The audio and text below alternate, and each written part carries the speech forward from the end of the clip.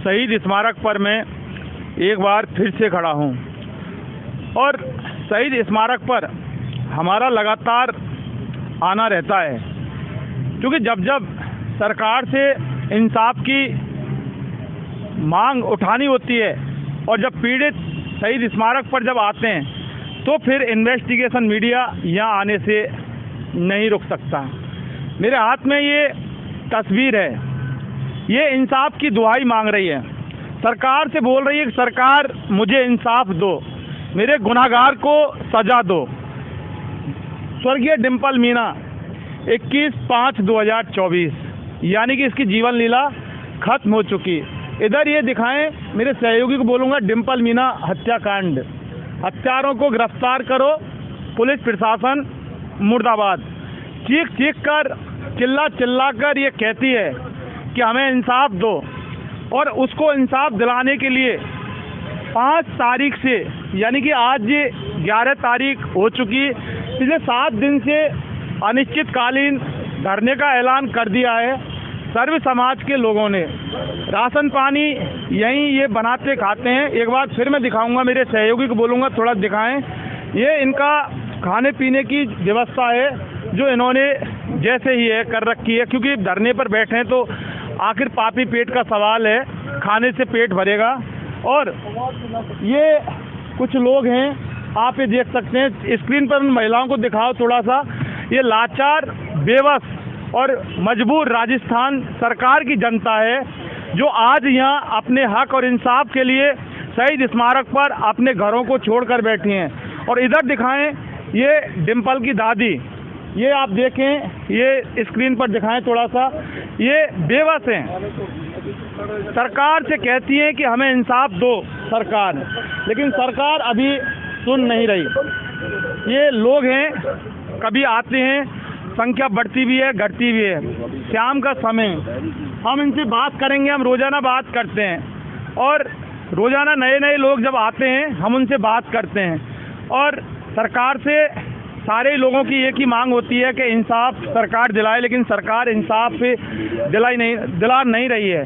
सरकार आखिर कब अपनी बेटी के साथ इंसाफ करेगी, ये सरकार जानती है और सरकार का काम है। हमारा काम है, क्योंकि मीडिया वाले हैं, सेतु का काम करते हैं। ये जनता है, वो सरकार है, इनकी आवाज़ वहाँ तक पहुँचाने का सिर्फ हमारा काम है। डिंपल के हत्यारों को फांसी दो, फांसी दो, फांसी दो। डिंपल के हत्यारों को फांसी दो, फांसी दो, फांसी दो।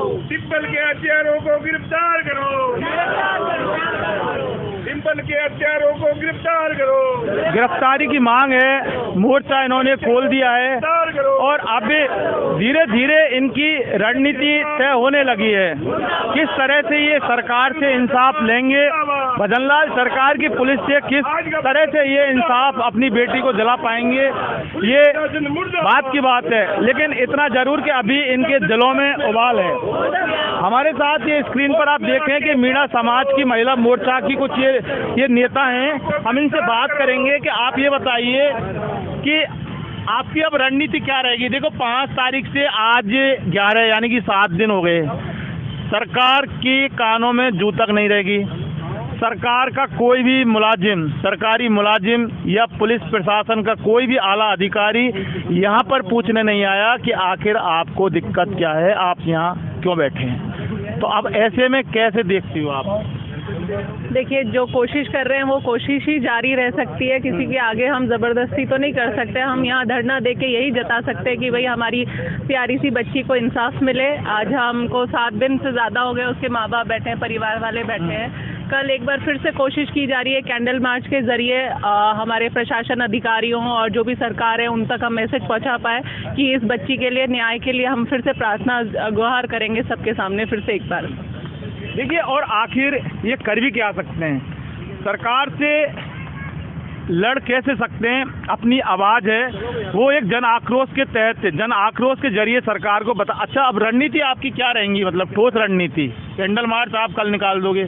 उसके बाद देखा जाएगा, पहले कल का देखते हैं क्या अधिकारियों की आंखें खुलते हैं या प्रशासन कुछ हमारे साथ आगे बढ़ती है, उस हिसाब से हम फिर आगे की रणनीति आगे लेंगे। फिर यानी कि डे बाय डे सारा ही काम एक साथ ये नहीं बताएंगी क्योंकि अगर इस बता देते हैं तो फिर सरकार भी चौकन्ना हो जाता है, और रणनीति का एक हिस्सा भी ये है, और आंदोलन की लड़ाई का नियम भी यही कहता है कि आज का काम हम आज करेंगे, बाकी की कल बताएंगे।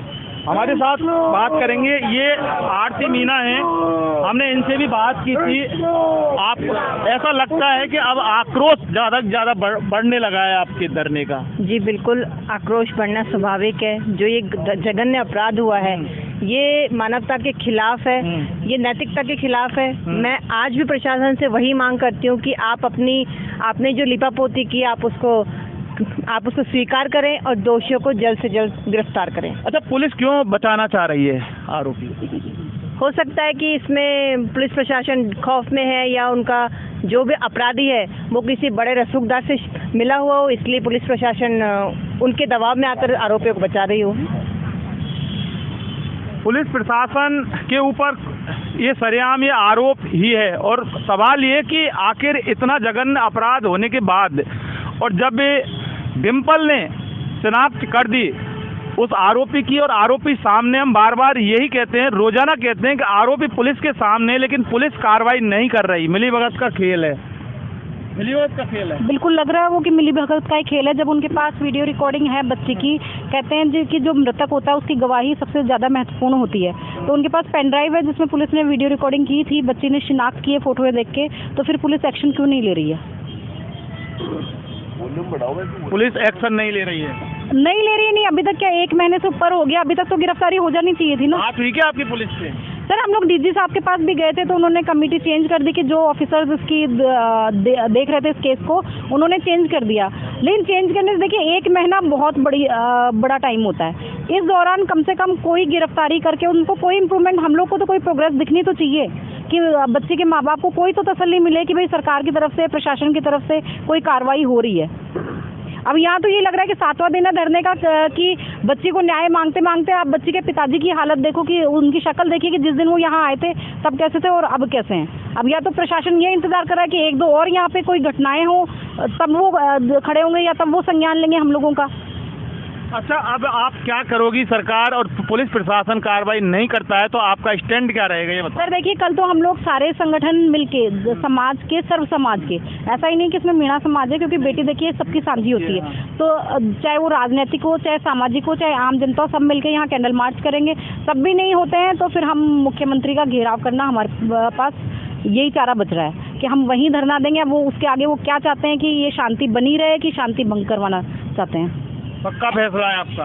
अब करना ही पड़ेगा हम लोगों को, पड़ेगा भाई, मजबूर कर रहे हैं ना वो। आप कानून व्यवस्था बनाना आपका काम है, तो वो कानून को लागू भी तो करिए। कानून क्या सीधे साधे केवल आम जनता के लिए बने हैं क्या?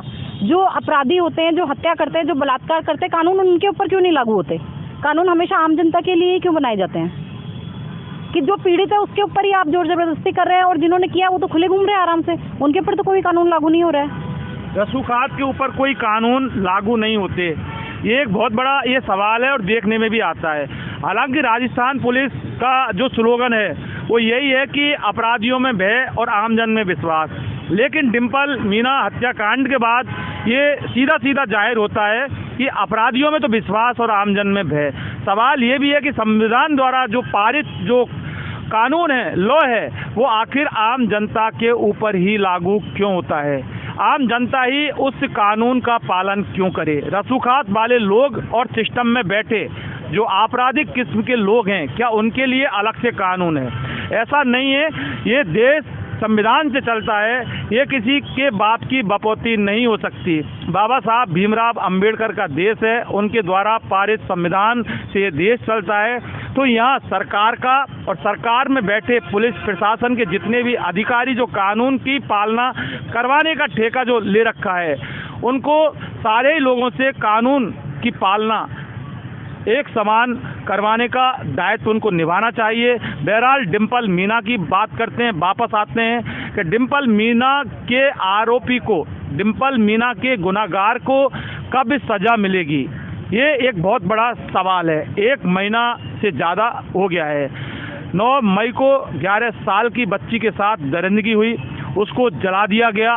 उसके बाद 10 दिन तक SMS हॉस्पिटल में भर्ती रही, डॉक्टर ने जवाब दिया और वो दुनिया छोड़ के चली गई। सवाल ये कि डिम्पल मीना ये किसी मीना समाज की बेटी नहीं है, डिम्पल हिंडौन की बेटी नहीं है, डिम्पल सर्व समाज की बेटी है, पूरे राजस्थान की बेटी है। और ऐसी बेटियों की हिफाजत करने की जिम्मेदारी अब कौन लेगा? सरकार नहीं तो फिर कौन?